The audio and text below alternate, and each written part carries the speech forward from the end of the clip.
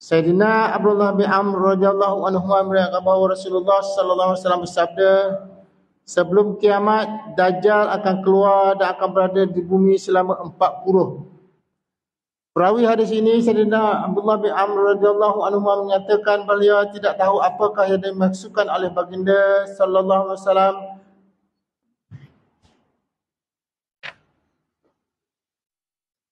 dengan 40, sama ada 40 hari atau 40 bulan atau 40 tahun.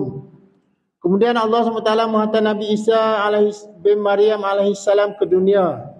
Rupa Nabi Isa alaihissalam mirip Urwah bin Mas'ud radhiyallahu anhu. Nabi Isa alaihissalam akan mencari Dajjal lalu menangkapnya dan memusnahkannya. Selepas itu manusia akan tinggal selama 7 tahun dalam keadaan aman damai tanpa sebarang permusuhan walaupun antara dua orang. Kemudian Allah Ta'ala akan meniupkan sejenis angin sejuk dari negeri Syam yang akan mematikan sesiapa sahaja yang ada iman atau kebaikan walaupun sebesar zarah dalam hatinya, sehingga tidak tinggal seorang pun. Maka jika ada sesiapa dalam kalangan kamu yang masuk ke perut gunung sekalipun, angin itu akan menjejaki dan mematikannya. Baginda sallallahu alaihi wasallam bersabda, selepas itu hanya tinggal di dunia ini orang-orang yang jahat sahaja, yang dalam hati mereka langsung tidak ada iman. Hidup dalam keringanan dan kecepatan burung. Sebagaimana burung ringan dan cepat berterbangan, demikianlah mereka ini. Ringan dan cepat dalam menunaikan tuntutan nafsu jahat mereka. Dan dalam keadaan pembawaan binatang buas, yakni dalam menzalimi dan menindas orang seperti binatang buas. Kebaikan tidak dikenali sebagai kebaikan dan keburukan tidak dikenali dikatakan buruk. Syaitan akan menjelma di hadapan mereka lalu berkata, apakah kamu akan menerima perintahku? Mereka bertanya, apa yang kamu perintahkan kepada kami? Yakni apa-apa sahaja yang kamu perintahkan kami akan ikut.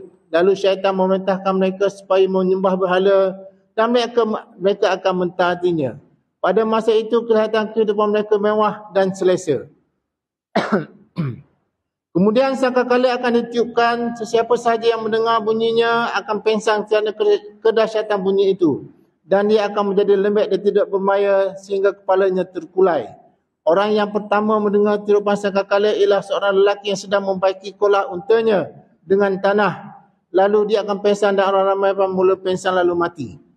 Kemudian Allah Ta'ala menurunkan hujan renyai-renyai seumpama embun. Kesan daripada air hujan ini jasad-jasad manusia akan tumbuh hidup semula. Selepas itu sangkakala akan ditiup sekali lagi, lantas tiba-tiba semuanya akan bangun berdiri dan mula memerhatikan sekeliling.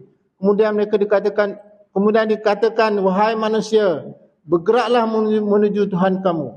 Para mereka akan diperintahkan, tahanlah mereka di medan penghizaban. Kerana mereka akan disoal dan amalan mereka akan dihisap. Selepas itu akan datang perintah, keluarkanlah ahli neraka daripada kalangan mereka. Maka akan datang pertanyaan daripada berapa ramai mereka akan dikeluarkan. Akan dijawab, dalam setiap 1,000 orang keluarkanlah seramai 999 orang.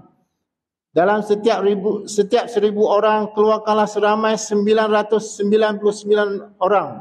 Baginda sallallahu alaihi wasallam bersabda lagi, inilah hari yang kanak-kanak akan menjadi tua, yakni kedahsyatan dan panjangnya hari tersebut akan menyebabkan kanak-kanak menjadi tua, walaupun pada hakikatnya mereka belum tua.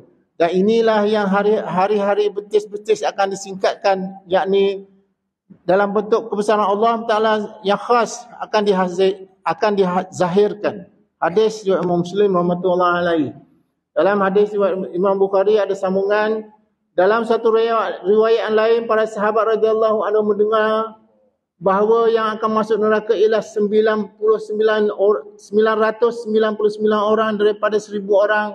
Mereka menjadi begitu berisau sehingga wajah mereka menjadi pucat. Lalu baginda sallallahu alaihi wasallam bersabda, sebenarnya 999 orang yang akan masuk neraka ialah daripada Ya'juj dan Ma'juj dan orang-orang yang kafir dan musyrik. Mereka sementara seorang dari 1,000 orang itu yang akan masuk syurga ialah daripada kalangan kamu dan orang-orang yang mengikut cara hidup kamu. Jadi insya-Allah kita dapat ambil tiba, dapat amal, dapat sampaikan insya-Allah. Subhanallah wa bihamdihi, subhanakallah wa bihamdihi.